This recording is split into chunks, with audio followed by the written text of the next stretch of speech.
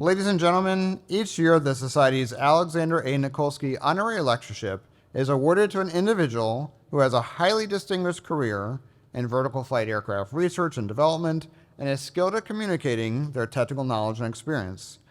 I've asked Harry Nahadas, Vice President and General Manager of Turboshaft Engines at GE Aerospace, to make the introduction for this year's Nikolsky winner. And in addition to his day job, Harry also serves as the president of the VFS Board of Directors. Harry? Thank you, Mike. I'm very pleased to introduce this year's lecturer, Airbus's Dr. Serge Germanetti, for the 43rd Annual Nikolsky Lecture.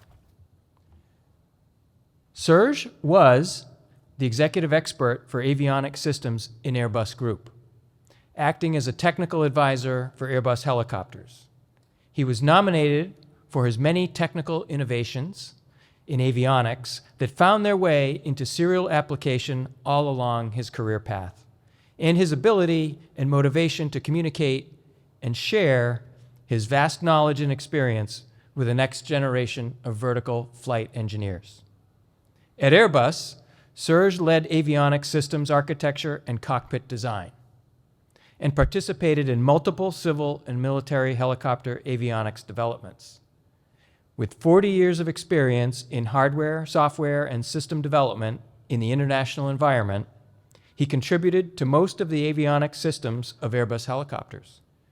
The owner of more than 20 patents related to avionics systems and enhancing fleet safety, Serge is considered the father of helionics, the full avionics suite equipping the Airbus civil range of helicopters.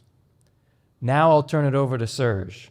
The title of his lecture is 50 Years of Innovation, Reducing Pilot Workload and Enhancing Safety by Helping Pilots Manage Helicopter Performance. Serge?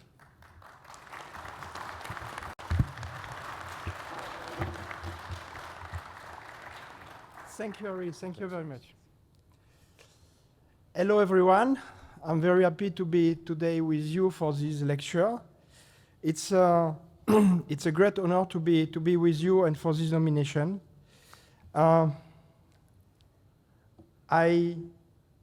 want to thank all those who thanks to me for this nomination. Some are here in this room.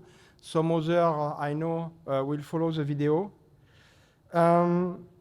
I want to explain my gratitude to the organization, because it's not so often that a French citizen is recognized at this level. I saw some statistics in the last 40 years, only 5 foreigners, non-US citizens, were at this position. So thank you for this openness. And I want also to highlight that it's an important topic which comes now under the lights, which is avionics and system engineering. Most of the people are working on the domain of the dynamic, aerodynamic, and all the systems that makes this fantastic machine flying. We did that for years, and as said by a lot of people during the previous presentation, we are at the phase where systems are changing to go to electrical VTOL, and we are a little bit reinvented what is an helicopter to go to a new machine flying. During this period, step by step, avionics took more and more place in this domain. As you can see on this picture, we began years ago with a pure aeromechanical helicopter, and today what is allowing to do the mission is the avionics and the system. They are more and more complex, and to support that, the system engineering is a key element in the development. I was pleased to be during some years at the head of the committee for the system engineering and contributing also to make emerging some methodology. So I think during this presentation, I will explain to you how it will impact our development and how this is a key assess. All that say, when I was nominated, I say, oops, what can I say to this population? We have pilot, we have manager, we have labs, we have student. What can be a common interest for all of us? I searched a bit and finally the idea was evident, safety. Whatever we have to do, whatever we will do, we need to do something which will fly safer, and more along the time. We began in the past by developing helicopters, trying to fly. We now try to do missions the best we can in all domains, civil and military, but we have to do that safely. So I will base this presentation on what are the critical elements that makes creating accident during the flights in order to understand what we can do. What we can do, and particularly in my domain, which is design engineering and avionics, what we can do in terms of technology for safety. And you will see that there are multiple domains where we can act, and we will, deeper drive is one of them, where I think during 50 years we did big progress, and it will be the opportunity to deep dive for some student in some equations, so the student will be happy, but for the safety, the pilot will be happy to understand that we take care of them.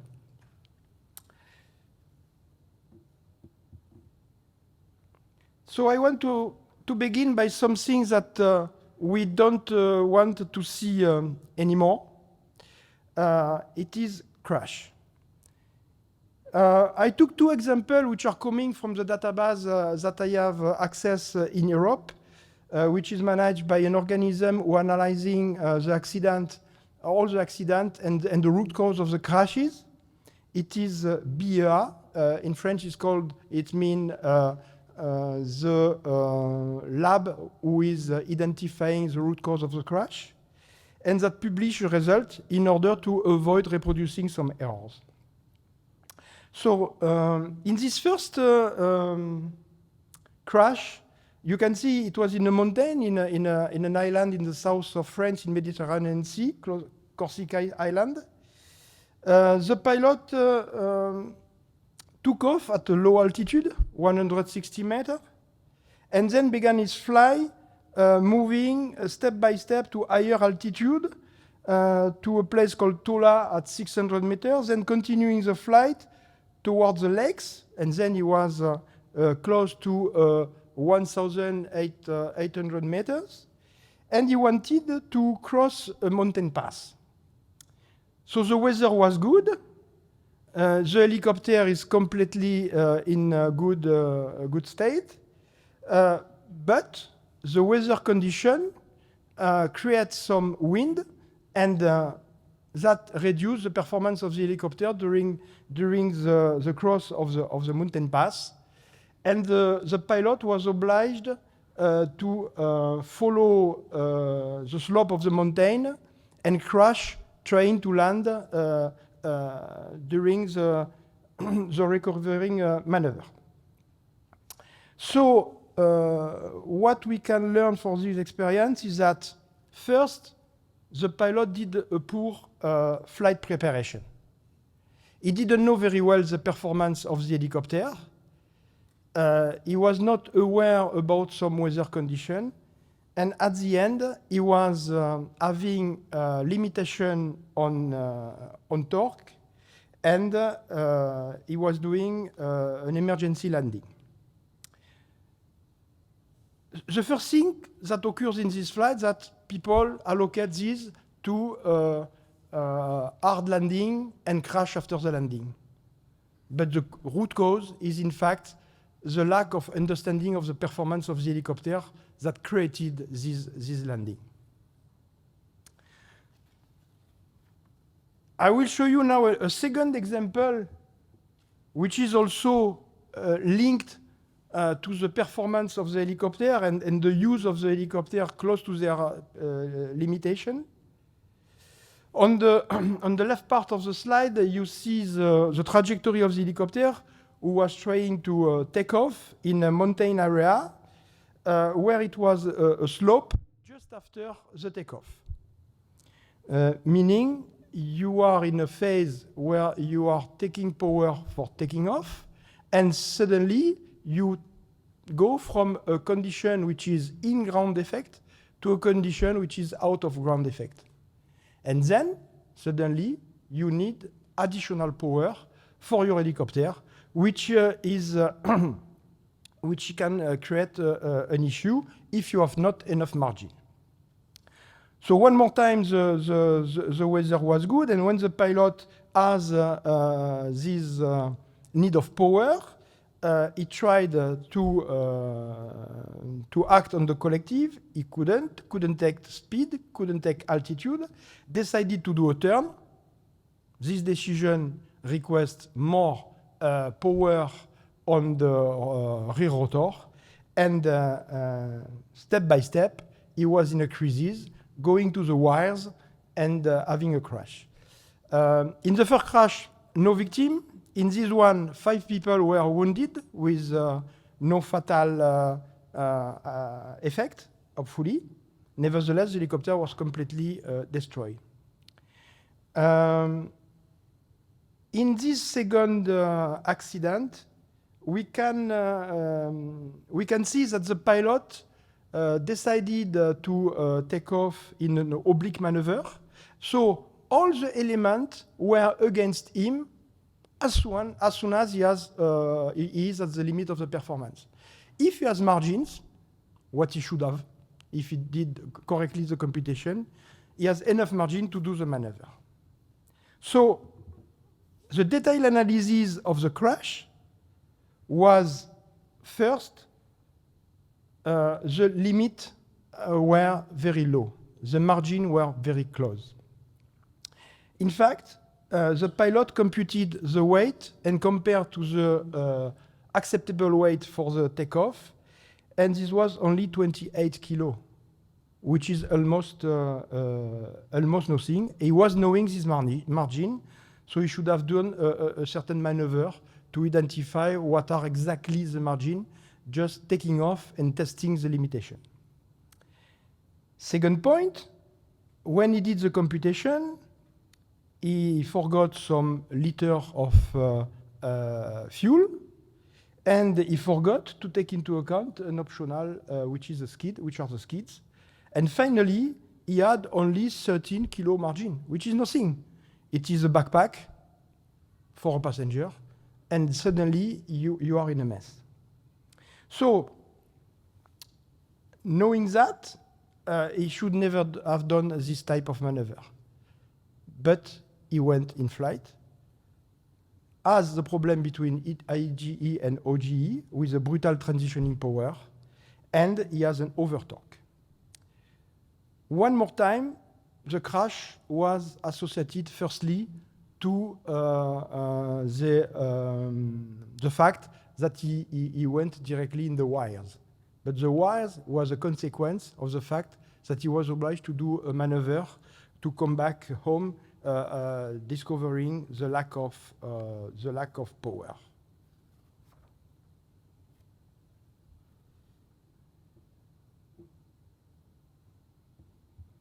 So, some of you are familiar with this curve.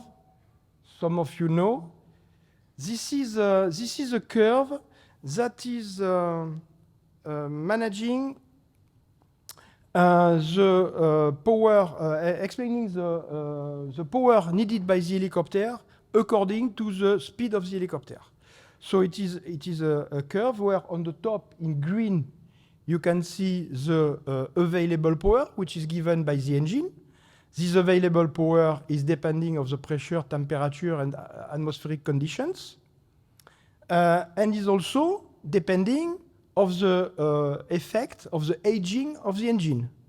Meaning, you have minimum guaranteed performance for the helicopter, but at the beginning you have more margins. At the end of the life of the engine, you have less margin. Meaning, some things that you can do today, you cannot do tomorrow or in 1 month, because the engine is aging, which is a fact that you have to take into account in your computation. The curve in red is presenting the power needed by the helicopter depending on the speed. As you can see, there is an optimal value at the bottom, which allows to have economic speed. But you have this curve, which is transforming in two curves, the blue and the red at the beginning at low speed. And in this domain, you have different needed power where you can discover if you are in ground effect, you can do the maneuver, and out of ground effect, you cannot do the maneuver, depending on the power of the helicopter. Finally, in this curve, there is a force factor, which is the weight. You have one curve like this for each weight of the helicopter. So, engine performance, in-ground, out-of-ground effect, pressure, temperature, and weight effect. We have pilot. We have not engineer. How can we help them to understand all of these? Either they take a lot of margin, they fly safety, or they need to do operation with passenger inside, and sometimes they take risk. And they take risks perhaps without understanding all these aspects. So a complex engineering aspect leads to pilot concern to pilot the helicopter. So it's based on this curve that we have to do something to help the pilot not going in this case. But you should say, why do we analyze this specific case and what not the other? So first, I would like to go back to the analysis and statistics about crashes, you to understand why this is important. It's not the only problem that we have to solve, but it is one of the important problems. So in the years 2000, 2010, all the accidents were gathered and recorded in Europe and in the US. And the two main organisms, International Helicopter Society Team and European Helicopter Safety Team, have analyzed the root cause of the different crashes. This root cause, I will show you, and we will see together the statistics and understand this root cause. And after publication, we were involved, Airbus was involved for Europe, and also the French Aeronautic Association, 3AF, was involved in order to identify what can we do and what are the good technology we can apply to save life. So ONERA contributed to this analysis, French Association, and also the Netherlands organism, NLR, that finally published a report on that domain, where most of the OEM and the supplier of avionics are working to find solutions.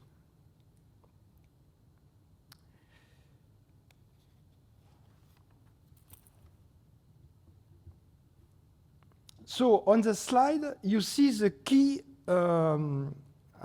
accident categories to analyze the reason of the crash. So you have a little bit more than 100%, in fact 130% analysis, because sometimes people were not sure about the reason of the crash. Typically, when you combine a specific situation which should not occur with an error in the pilot reaction, sometimes you don't know how to classify it. That's why you have more percentage like this. But nevertheless, you see that 40% on the top are due to the loss of control of the helicopter. 30% are typically linked to an auto-rotation for a single engine, a crash after bad management of the auto-rotation. Failure and maintenance linked to the defect of the system, finally, are not a lot in terms of failure. Most are due to bad maintenance and not application of what has to be applied for maintenance. I would say in the 28% you have some 3-4% due to failure, and the rest is due to bad maintenance causing the failure.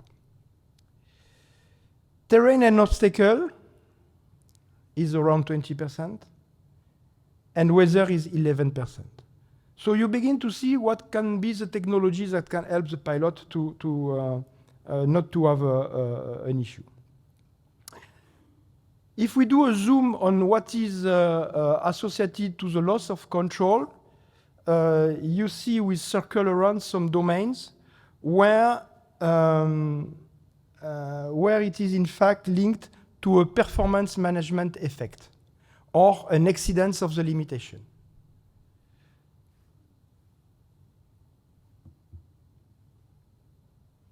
So, as a conclusion, we can see that FAR 27 and single engine, because of their lack of margin in terms of power, are the ones which are the most affected by power management and power margin accident. In fact, if you see the camembert on the bottom part, you see that I would say 80% are linked to single engine helicopters, which has to be our priority for the safety of flight. It's not only linked to the single engine, it's also linked to the various population of pilot and people operating them.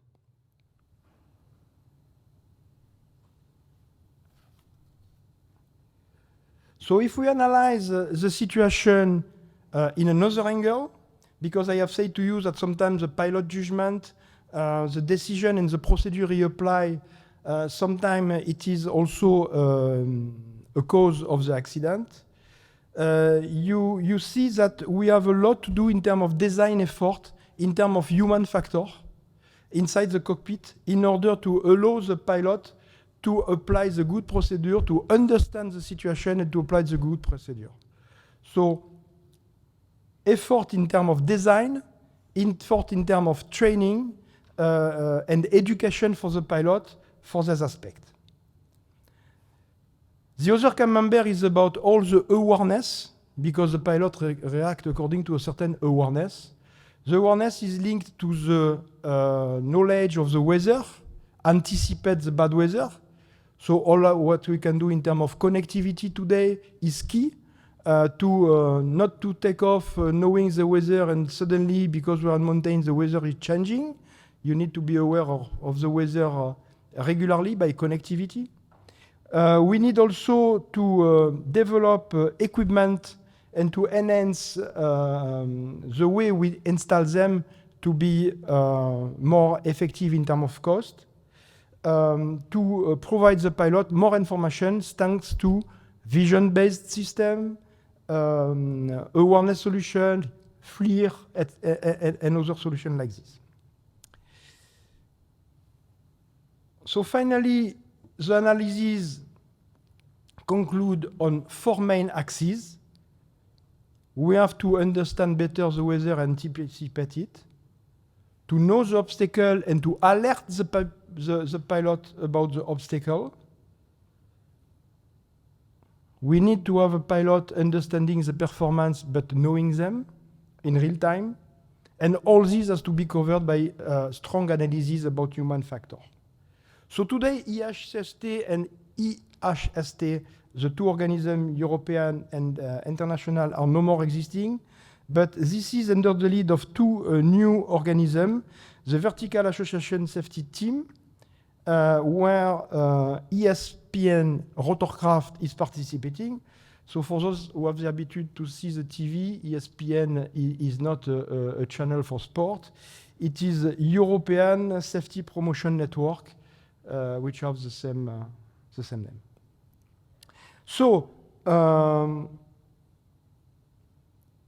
conclusion of this is that we begin to see that the OEM have their part to cover, but also the supplier developing equipment, and we have to work commonly in order to develop the solutions.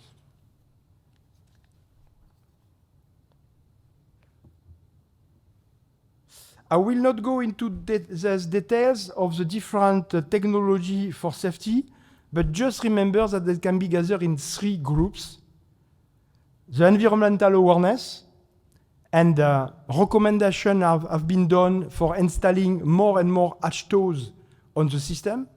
That's why it's the role of the OEM to install the HTO basically in the basic avionics as far as we can, and to have kits that can be added where the helicopter is already in service without it. Another solution which has to be developed is what is vision-based. Vision-based solution is all the way to deliver to the pilot a better view, in particular when he's flying beginning the night or by all-weather condition or degraded vision. These 2 elements will be based on technology development. The recorder. We all know that we have some recorder in the helicopter. Perhaps we have to do better use of them in order to analyze the event, and it has to be done after each flight, which is a big effort. So the question is, now that AI is in place more and more, how can we have easily download of all the information of the recorder to run in back office all the algorithm, and when there is a reason to raise the flag, say to the pilot that perhaps he has done a maneuver which could be dangerous in the future. This can go to have more pilot training with health operational monitoring program. And the last point is for maintenance status. Thanks to this record, we can analyze more and more. So this solution recorder is both for preventing accident, but also for analyzing the accident. The other axis which appear in this list is about awareness of helicopter performances, and we come back to the 2 crashes that I presented to you at the beginning. And the recommendation is pilot education and onboard solution.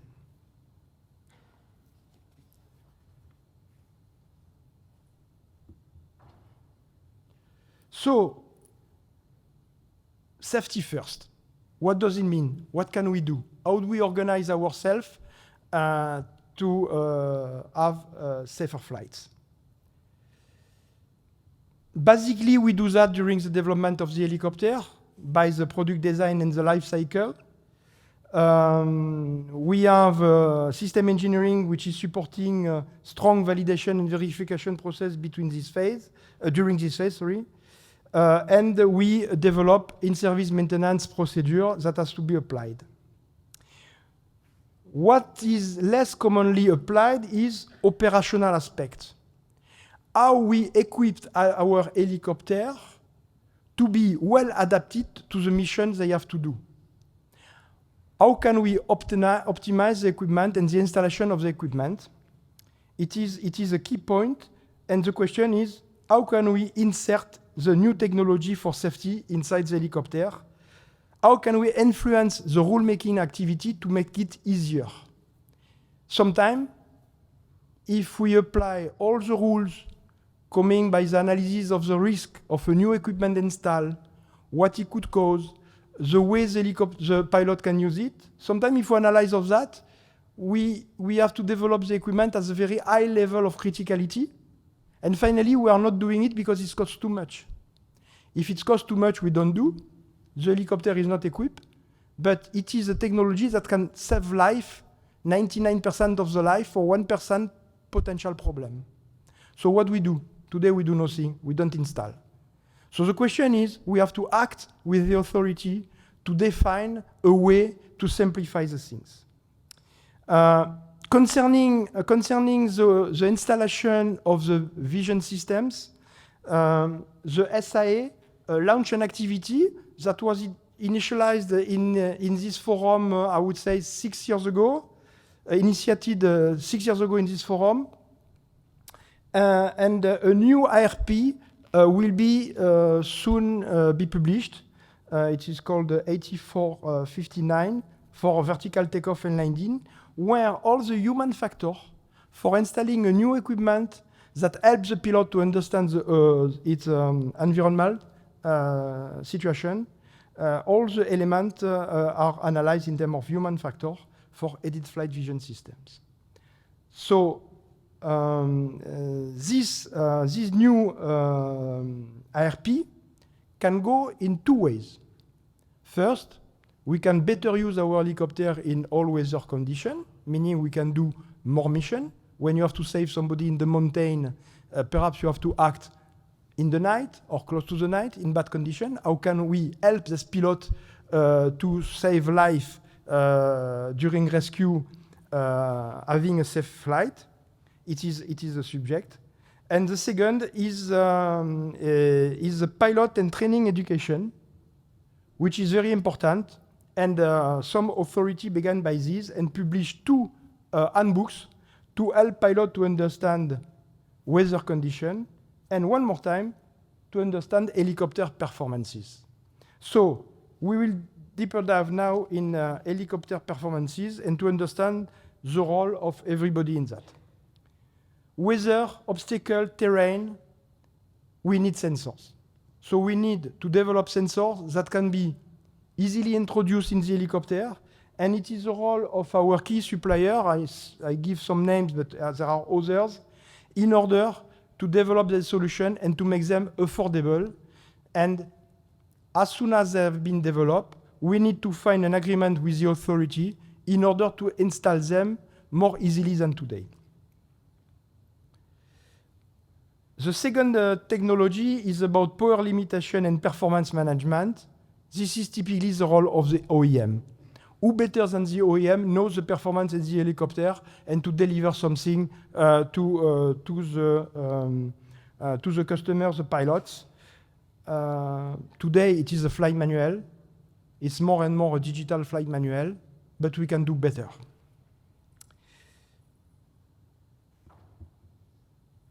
And the last key player are the authority who began already to open the door to new techniques some years ago. And there is 2 important things to know. There is one called non-required safety enhancing equipment. So an equipment that can be installed and that can have a big impact on safety, perhaps can be developed with lower requirement in terms of design. It is a benefit for safety, and net safety benefit is an equivalent name for the EASA. North Sea is the name for the FAA. So we have to take benefit of what exists today in terms of rulemaking and to continue to push to progress in that way with the authorities. So how can we help the pilot about the performance? First things is what Airbus developed recently on the H160.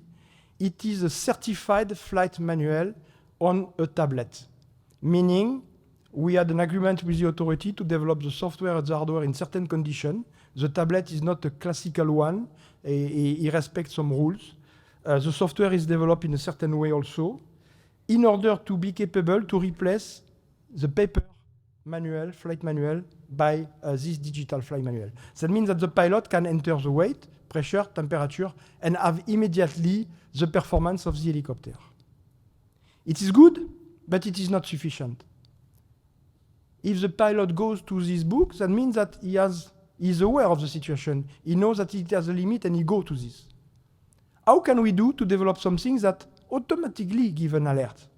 We need to automatize this flight manual, entering automatically the weight, the temperature, and the pressure with the link with the avionics, mixing an open world solution and an avionics embedded solution. We can have some representation for the pilot in front of him.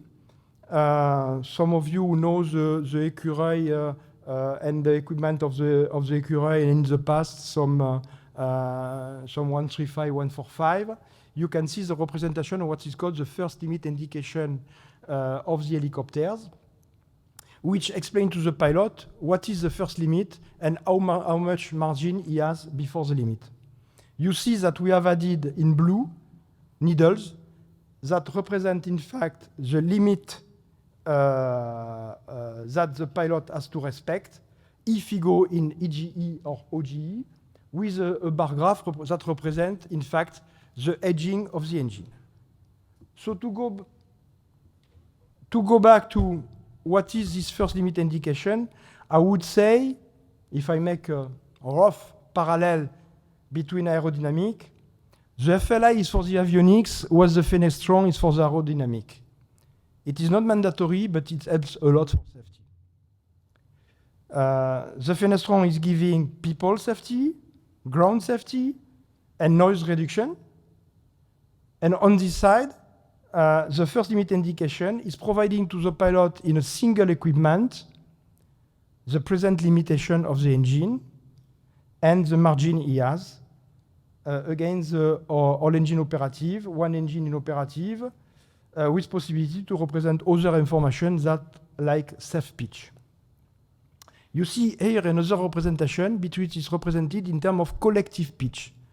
I will explain to you next slides why this representation has some benefits. But how we begin the story? The story began in 1963 in a company called Aerospace in Marignane in France, with some pilots that wanted to know better about the performance. At that time, we have no computer, few electrical generation inside on board, and they decided to develop a mini computer which was mechanical one. But on this mini computer, you discover that you have all the key elements of the first limit indication: the weight, the pressure, and the temperature. And the different circle align allows the pilot to know what is the limit, and the position of the collective allows to know the present position and what is the maneuverability margin in terms of collective. I will not insist too much for those who don't know the engines, but there are four main parameters: N1, TOT, temperature, torque, and free turbine. And these parameters have their own limit in terms of engine. If I do the same for the main gearbox, depending on the type of the gearbox, the limitations are the input of the gearbox, or the output of the gearbox, or sometimes the sum of the two inputs of the gearbox. You imagine for a pilot what he has to control in his mind when he has all this. So the first representation in the 80s, in the 60s first, you have different indicators, and the pilot has to control everything all the time during his maneuver. So the first application was to replace it by two needles that are the synthesis of the engine 1 and engine 2. At that time, it was two needles, one per engine, because the FADEC were not aligned automatically, and the pilot has to align the needles. But when the helicopter is in good condition, the two needles are aligned.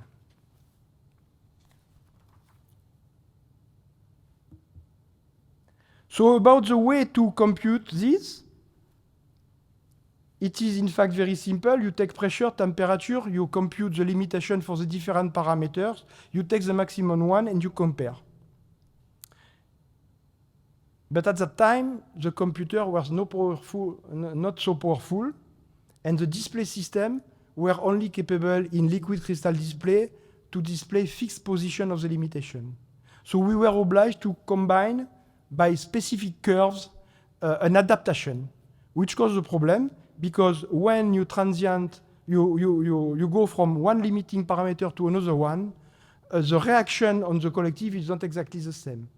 So it's better, but it's not perfect. Step by step, we decided to progress on this domain, and we were obliged, due to some safety analysis, to say, when we replace 3 equipment by 1, this one become critical, where the 3 were only major or minor effect, because you maintain the other one. So all the system has to be adapted to this new system safety analysis, and based on a mathematical model of the engine, we were capable to control the consistency of the 3 parameters to avoid the need by the pilot to every time check the consistency of the parameter. In the past, the pilot was obliged to go in a specific flight phase with a specific power in order to check that the 3 needle and 1 TOT torque were vertical, so that he was knowing that it was they were okay and no error in the sensors. So we were replacing this check by the pilot by some controls. So I will not insist about all the hazard analysis, but we have analyzed the pilot loss of information. We have analyzed erroneous display of first limit indication. And depending on this, after a safety analysis, we have identified what could cause the sensor failure, what could cause the computation error, and the display error. All these elements were included into a solution which was dual, with a computer known and already continuing flying on the helicopter. He is 30 years old now, but continue to make people happy on the single helicopter, and he was replaced by avionics on the twin. And this computer, VMD, was developed having the first limit indication inside. It was deployed on all the fleet, as I said, now replaced by avionics for a reason that I will explain now, which is the fact that we transform this indicator, which was a monitoring instrument, into a piloting instrument. So when the pilot is going and taking an action on the collective pitch, he has an overshoot, and then after he go to the limitation. So he has to manage his overshoot and all the problems that I have identified with you about the transition between the different parameters.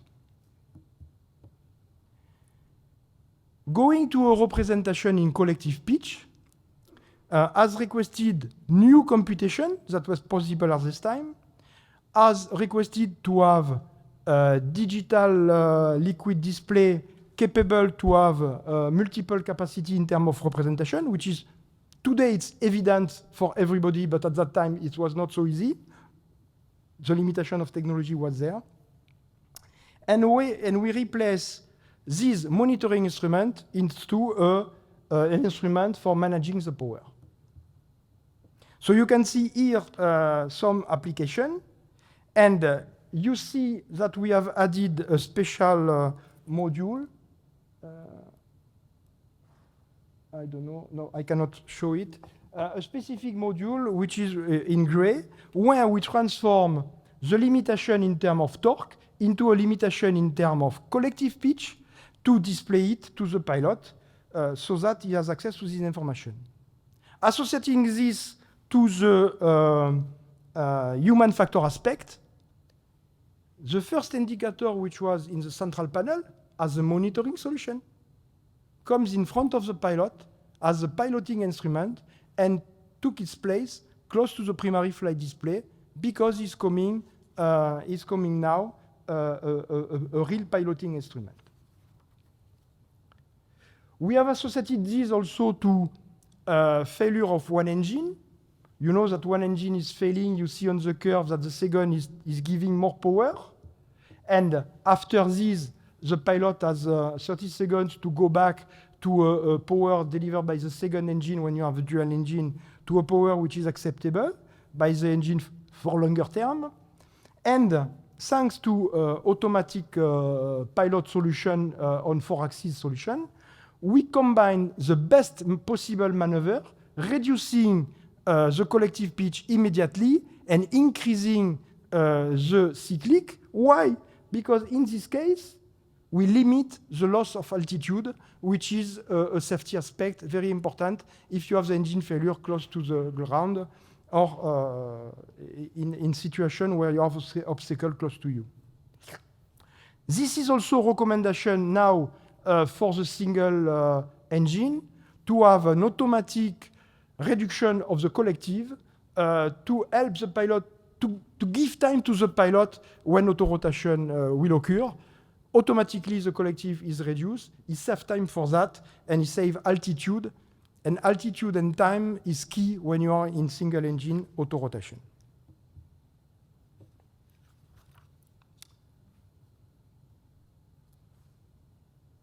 So,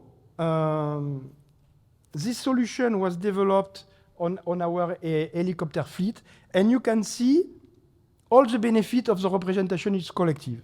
You can display what we call one inoperative safe pitch, meaning it is a blue information on the collective. If the pilot has a collective which is over this limit, it is a collective he has to apply in case of one engine, so he has to change his flight case. If the blue line is over his present solution, that means that he can continue flying as he is flying now without doing anything when the engine failure occurs. So it is this information.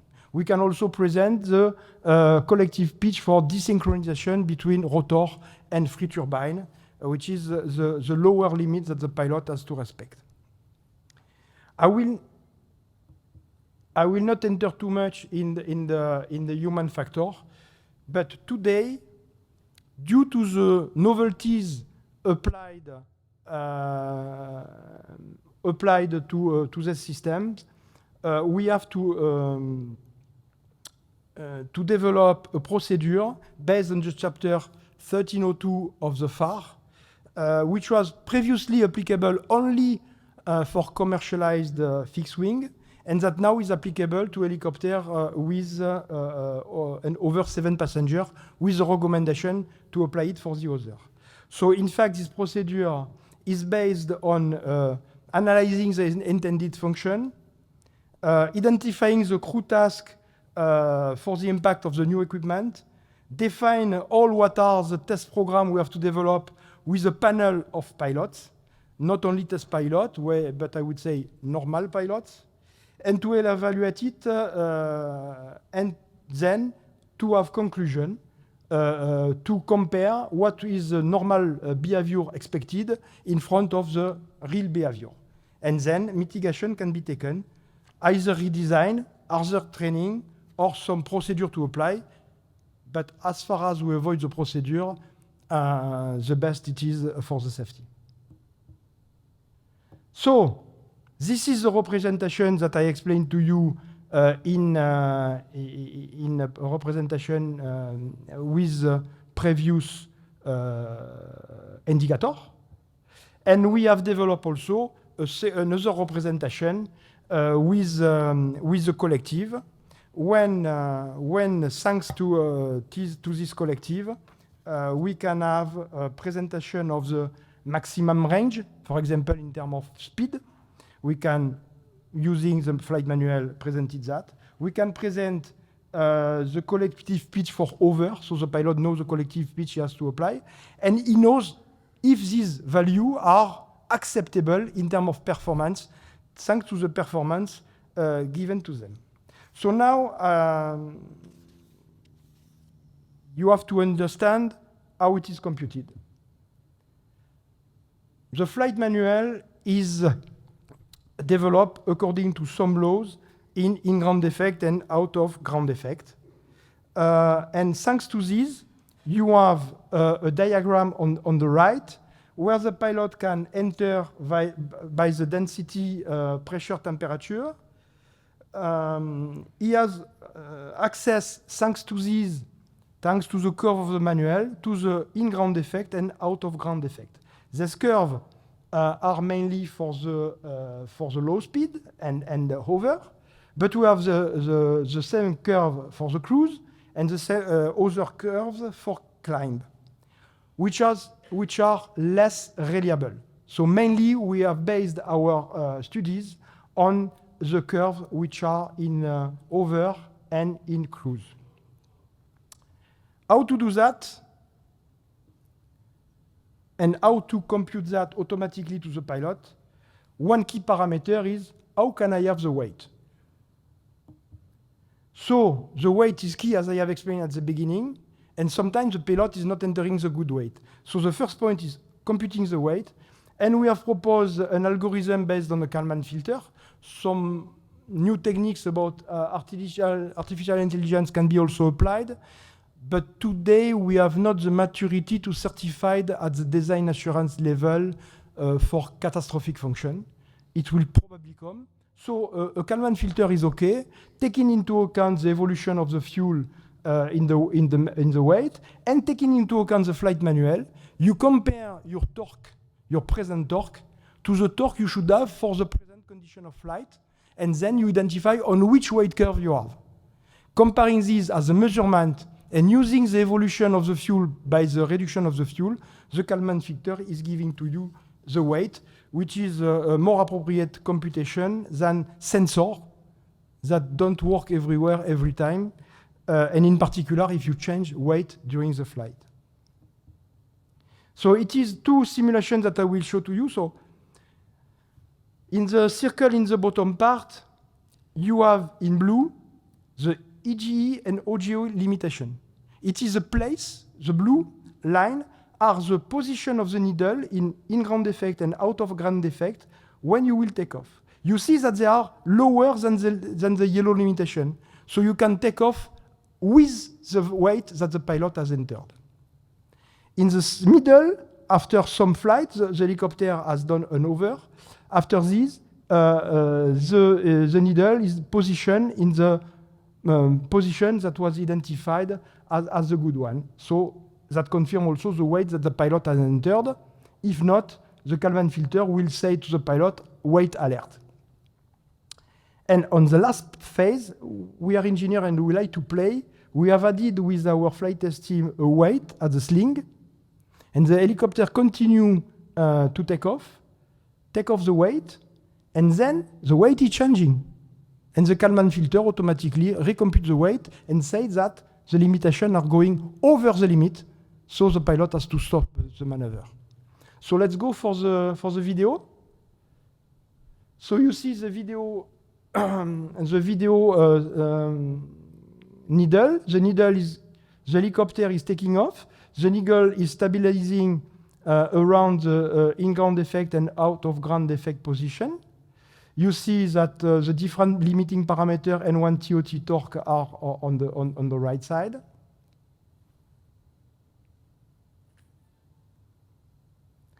And when the pilot will decide to take off the sling and the load, suddenly the needle will go a little bit more on the right.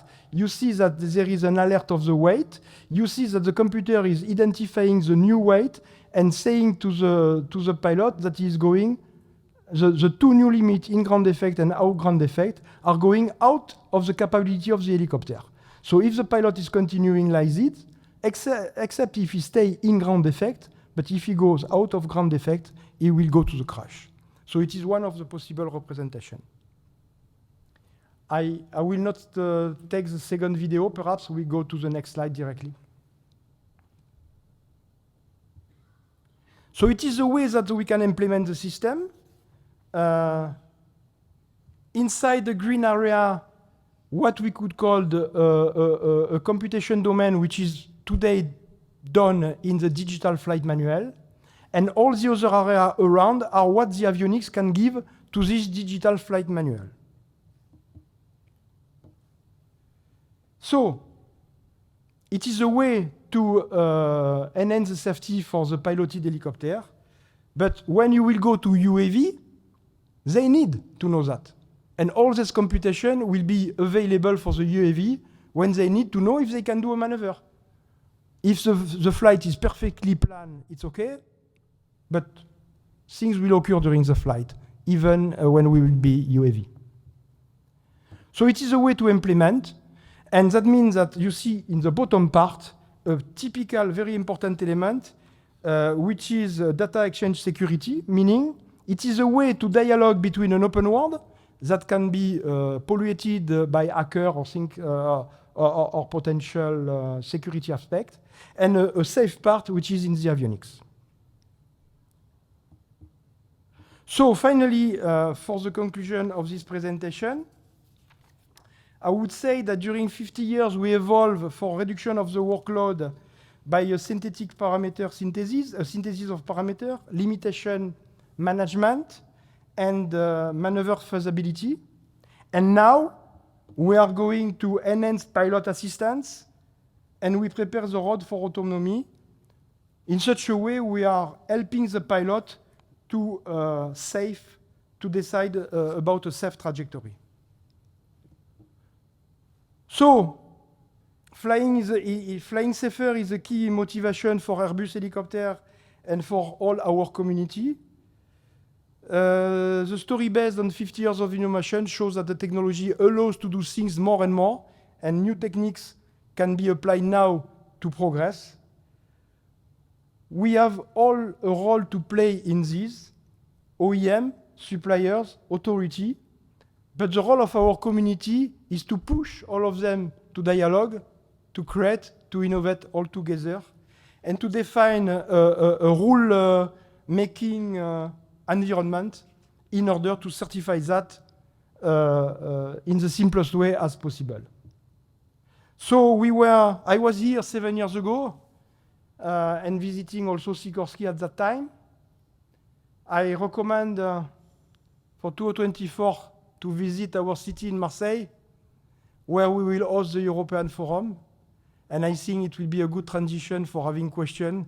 And if I not answer, you can come in Marseille. I will help you to visit. So thank you very much.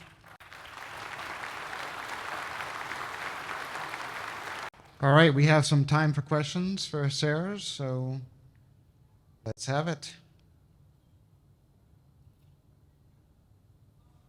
I have a question, but it's even better to have. So sorry, there's microphone.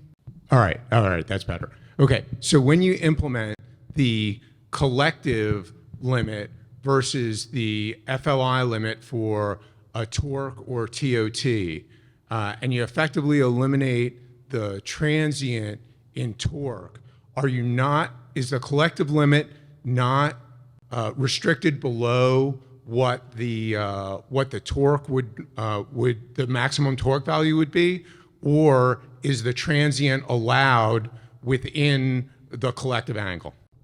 When we certified the first FLI in collective, we were obliged by the certification to add and to maintain the basic torque TOT N1 because the pilot has to control the transient. Because we have not at that time the good equation to remove the basic instrument. In the second generation avionics, you don't find that anymore. You have only the collective. Why? Because we have identified the model of the helicopter. We have identified, and when the pilot acts on the collective, we anticipate the transient. And we give to the pilot the limitation, which is not the really limitation of the collective, but a little bit minimum, and the pilot tunes the limit to the end to facilitate his maneuver. So the system helps the pilot to manage the transient. That took 5 years. Another question? One over here. Jason, right there. There you go. Oh, it's open. Okay, thank you for the presentation. I appreciate it very much the new feature that you project the performance, in-ground effect, out-of-ground effect on the display. My first question is that certified or is under development? We have prototypes. We have developed 2 prototypes. I have not insisted on this phase, but we did the first prototype on Lakota, and we did the test in Germany. And we did recently the test on the single engine, and it will be applied in the next years. Yeah, my second question is the hover out-of-ground effect performance you project on the display.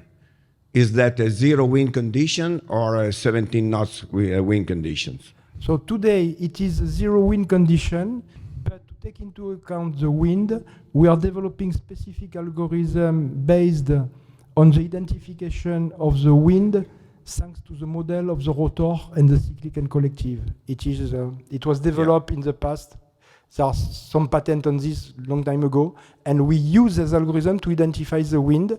So we have the wind coming from the navigation systems, and we have the wind identified in real time on the helicopter. So we have two sources to secure the wind, and then we will present with zero wind and with wind. Thanks. Thank you very much. Okay, is there another question? No? Yes, no? Going once? All right. Well, let's have another round of applause here for Sarah showing her. Thank you very much.